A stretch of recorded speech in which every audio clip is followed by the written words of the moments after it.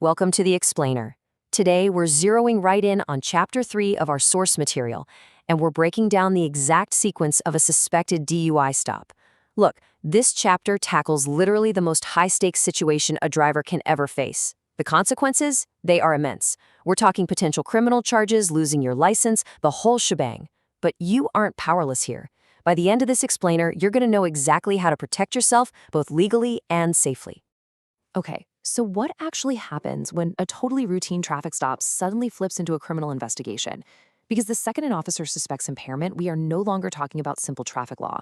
You are instantly dealing with a criminal investigation, and your constitutional rights are on the line. When an officer spots something like swerving or hitting the brakes too hard, they kick off a very structured process. Your Fifth Amendment right against self-incrimination and your Fourth Amendment protection against unreasonable searches, they're directly at play. Every single word you say and every move you make is being intensely analyzed to build a case against you. So let's map out exactly how this timeline unfolds. Phase 1 is all about questioning during those first 1 to 3 minutes. Then, Phase 2 kicks in with field sobriety tests from minutes 3 to 10. Finally, Phase 3 brings the chemical tests and the command to exit your vehicle.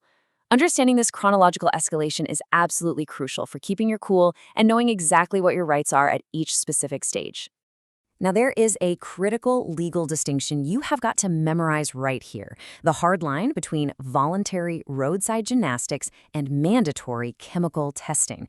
This is where so many people get tripped up. Field sobriety tests, walking a straight line, touching your nose, those are highly subjective and mostly voluntary in most states. You can respectfully say no without triggering an automatic penalty. But chemical tests, breath, blood, or urine, those are governed by implied consent laws in all 50 states. Basically, just by driving on public roads, you've implicitly agreed to take these tests if you're lawfully arrested. Check out this number, 77%. The horizontal gaze nystagmus test, that's the one where they ask you to follow a pen with your eyes, is only 77% accurate. To put that into perspective, roughly 1 in 4 completely sober drivers will look impaired to an officer. That is a massive margin of error. Even if you haven't had a single drop to drink, there is a very real chance of failing this test just based on how inherently flawed it is.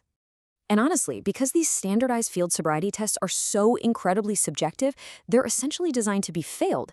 They are affected by everyday, totally normal things: nervousness, physical conditions, your age and weight, even just an uneven road surface. Keep in mind, these tests are being graded by the exact same officer who already suspects you of driving under the influence. Human nature says they're naturally going to score your movements in a way that confirms what they already think. Have a bad knee, standing on a sloped shoulder. Those non-impairment factors are going to be written down as clues of intoxication. So what do? Use this exact script. Officer, I do not consent to performing field sobriety tests. Literally memorize that.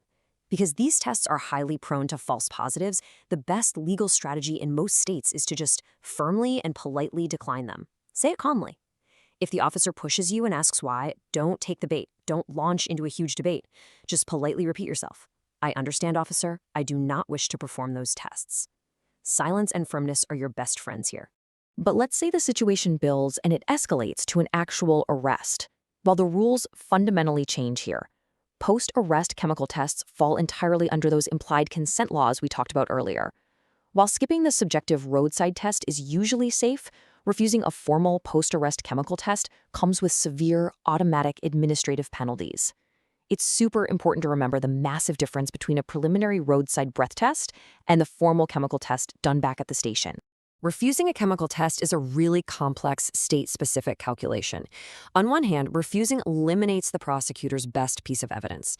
But on the other hand, it triggers an automatic license suspension, usually anywhere from 90 days to a full year for a first refusal.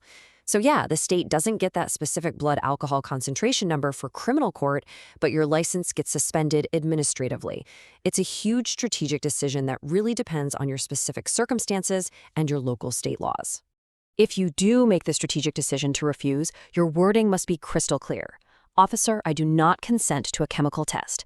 You cannot be wishy-washy here. If you say, I'd rather not, or do I have to, a court can actually interpret that as partial compliance or consent. Be absolutely unambiguous. And a quick heads up, in some states, like Wisconsin and Minnesota, officers might even be able to do warrantless blood draws in certain emergencies, so you always need to know the laws where you live. Okay, this brings us to what is arguably the most tense shift in the whole encounter: the moment you are ordered out of the car. During a DUI investigation, this is pretty much guaranteed to happen. A lot of folks mistakenly think they have the right to stay locked in their comfortable, safe car. They argue or they refuse to roll the window down all the way. Actually, scratch that. Doing that during a lawful traffic stop is a massive legal and physical miscalculation. And here is the hard constitutional law to prove it. In 1977, the Supreme Court ruled in Pennsylvania v. Mims that an officer's safety legally outweighs the minor inconvenience of making you stand outside. They do not need a warrant, and they do not owe you an explanation right then and there. If they say, step out of the car, that is a lawful order, period. Refusing to comply will immediately land you additional criminal charges. So how do you handle it? Here are the exact steps for safely exiting the vehicle. Step 1, move slowly and calmly. Step 2, keep your hands in plain view at all times. Step 3, announce your movements. You need to project a totally non-threatening demeanor while physically complying. Don't reach back for your phone, don't make any sudden jerks. An anxious officer is a dangerous officer, right? Everything you do needs to be deliberate and 100% predictable. I'm stepping out of the vehicle now. My hands are visible. I know it sounds a little unnatural, but it is a vital safety protocol. It protects both you and the officer during a really stressful moment. By just stating what you're doing before you do it, you eliminate any deadly ambiguity. The officer isn't left guessing if you're reaching for a weapon or just undoing your seatbelt. You are taking control of the encounter's safety. All right, once you're standing outside the vehicle, the officer might try to search you or your car. This is where your Fourth Amendment rights come roaring into play. Just because you're standing on the asphalt doesn't mean you've surrendered your protection against unreasonable searches. They might casually say, "Mind if I take a look around?" This exact moment is where your verbal awareness is absolutely critical. You must explicitly state, "Officer, I do not consent to a search of my vehicle." You have to say it out loud. Why? To create a legal record of your objection. That record is the exact tool your attorney will use to challenge the search in court later. Even if the officer totally ignores you and searches the car anyway, your stated objection is your legal anchor. If you stay silent, the prosecution can argue you gave implied consent. And this contrast is absolutely crucial. Verbal objection versus physical resistance. Never, ever physically interfere with a search, even if you know for a fact it's unlawful.